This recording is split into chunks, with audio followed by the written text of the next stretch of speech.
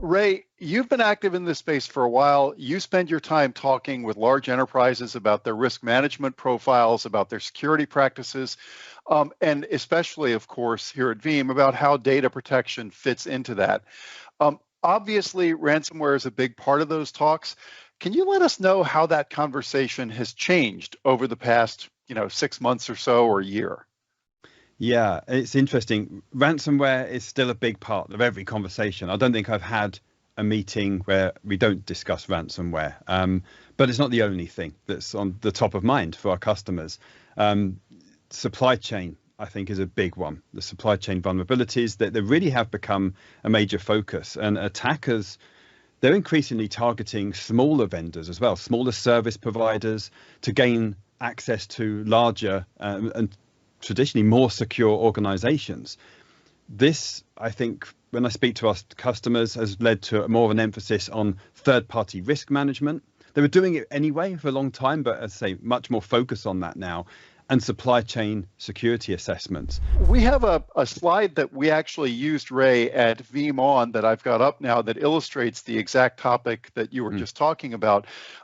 I like this because the specific examples listed here are some other fairly large data leaks and breaches that have happened as a result of compromises, not of the organization itself, but of suppliers to the organization, supply chain security, exactly like you're talking about.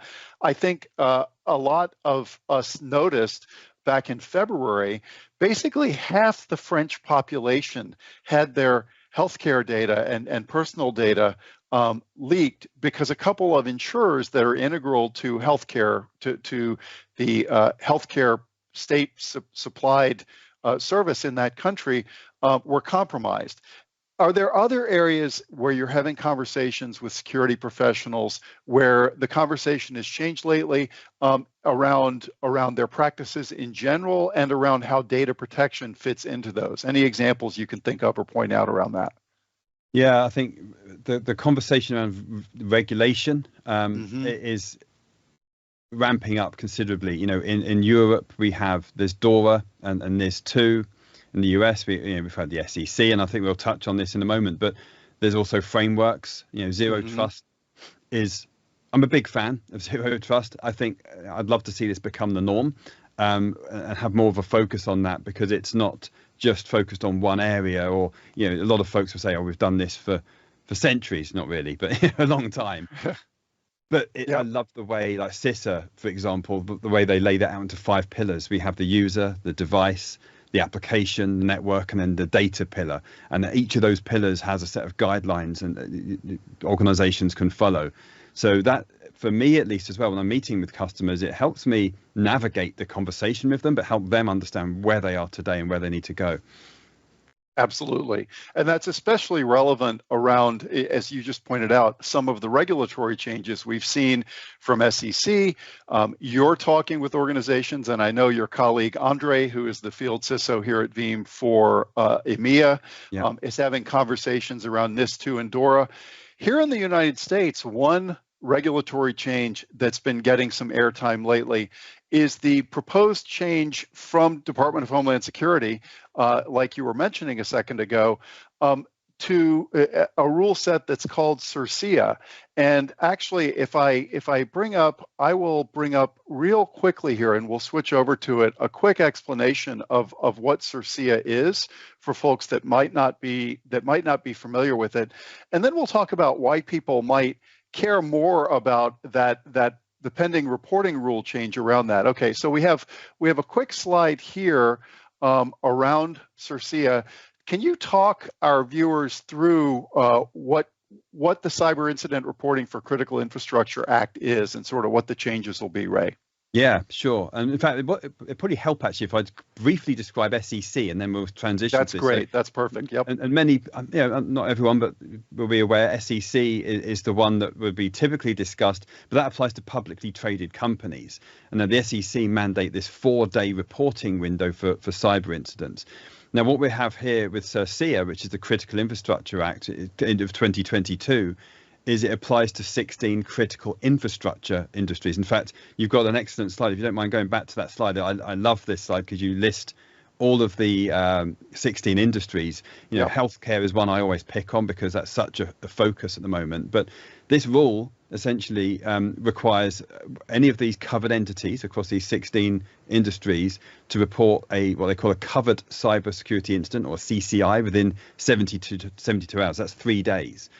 And if they make a payment in response to a ransomware attack, which I think you had on the other slide, that's 24 hours that must be reported. Now, I think when I discuss this with customers, you know, both CISO and SEC, the cybersecurity disclosure rules have really led to an increase in board level involvement. And this is something that shouldn't be overlooked, because I think the board have now become, in a way, not forced, but more interested in cybersecurity matters. And companies really establishing clearer lines of communication between security teams and senior management as a result of this. And you mentioned my colleague Andre, big shout out to him, because his whole world at the moment is around DORA and NIS2. And NIS2 is the Network and Information Systems Directive version 2 in Europe as well. And that's broader in scope.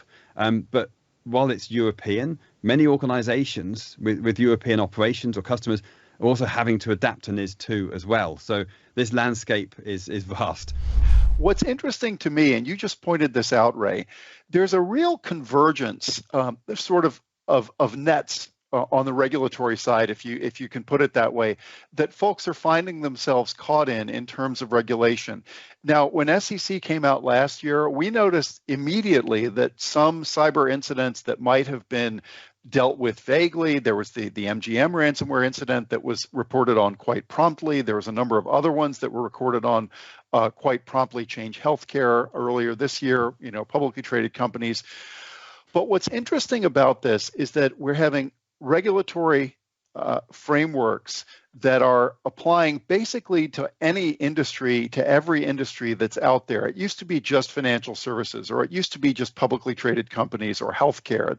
But now if you look at these 16 critical industries that the Department of Homeland Security's CIRCIA directive and those reporting requirements, exactly like you described, apply to, that's a lot of different businesses. And I think what folks are finding is that increasingly, no matter what you do, there is going to be updated regulatory mandates that apply to you around things like reporting. And exactly to your point, Ray, it's really driving some behavior changes, because if you have to report payments and if you have to report covered incidents, then the whole hope that the board may have had up until now, that perhaps if you get hit, you can sweep it under the rug, that's going away. That's just not an option anymore for people in any industry that you're talking to. So yeah, as you say, this was in May this year, so not too long ago. And UniSuper are an Australian pension fund, essentially, but they, in all, you know, this, I'm not going to gloss this over, they experienced a catastrophic data loss event. And this was due to an error with Google Cloud. So from what I understand, beginning of May, Google Cloud inadvertently deleted their entire private cloud account. This included all backups on the service. And to make matters worse, the deletion was then replicated across a different region where UniSuper had set up redundancy.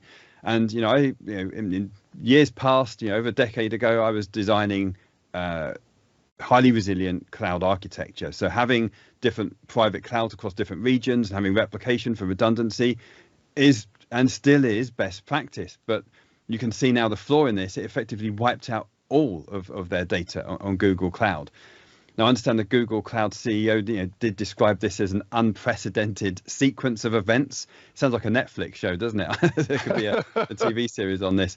But essentially, this resulted from misconfiguration during the provisioning of the private cloud infrastructure.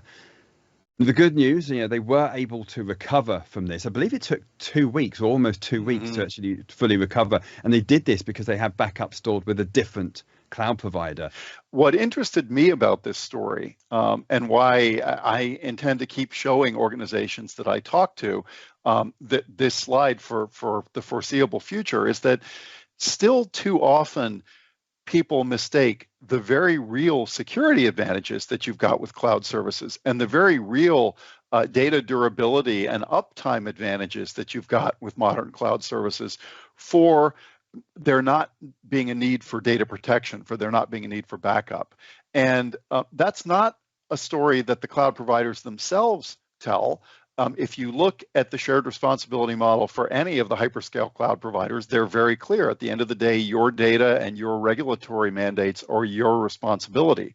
They'll help, but it's your job to make sure you're protected.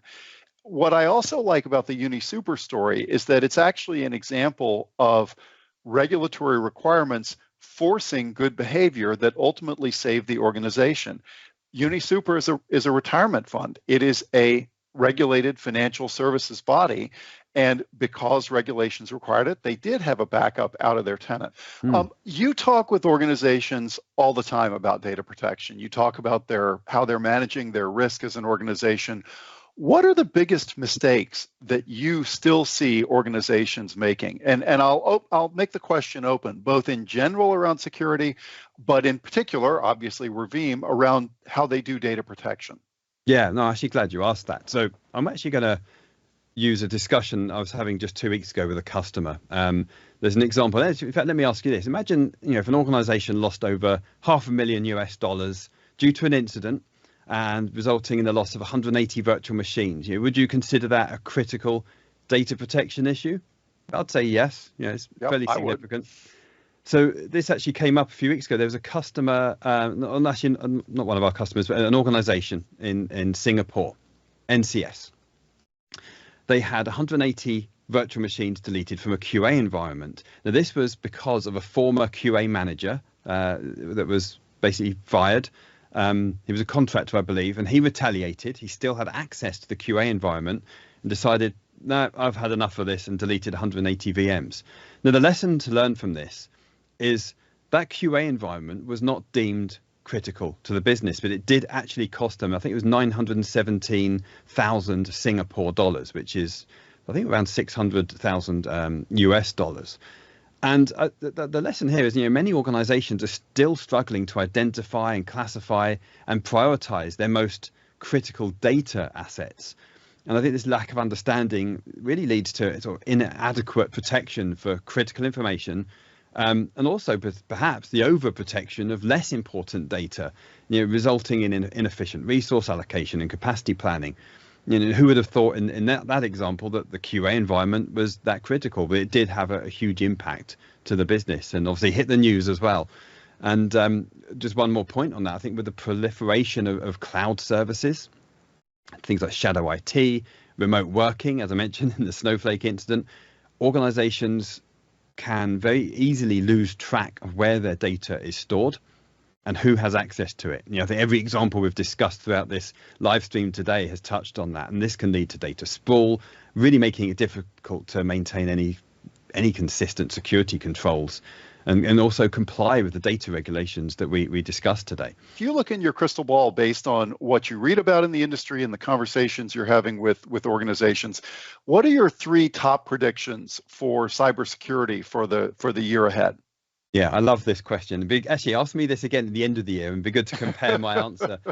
I'm going to have to, we haven't talked about it yet, but number 1 for me is AI security. I think AI-driven attacks are going to become more prevalent. I think we're going to have this new arms race between AI-powered defenses and AI-enabled threats. Secondly, we've talked about it, it's the regulatory landscape. I think this has to and will continue to evolve. I would like to see, my prediction, I hope, is a push towards this more of a global harmonization of cybersecurity standards. When I speak with customers, I'm talking about NIST and DORA, and then obviously we have the SEC and then CIRCIA, we discussed today, and then there's all these frameworks around it, and it's vast. So I think a harmonization of that globally would be number 2, and then I think number 3, I'm a huge fan of it, and I've said this already, is zero trust. I really want this to become the norm rather than the exception. I know it's just a set of best practices, but CISO, who also co-developed CIRCIA, by the way, also developed the zero trust maturity model, and I'm a huge fan of that. So they're my top 3.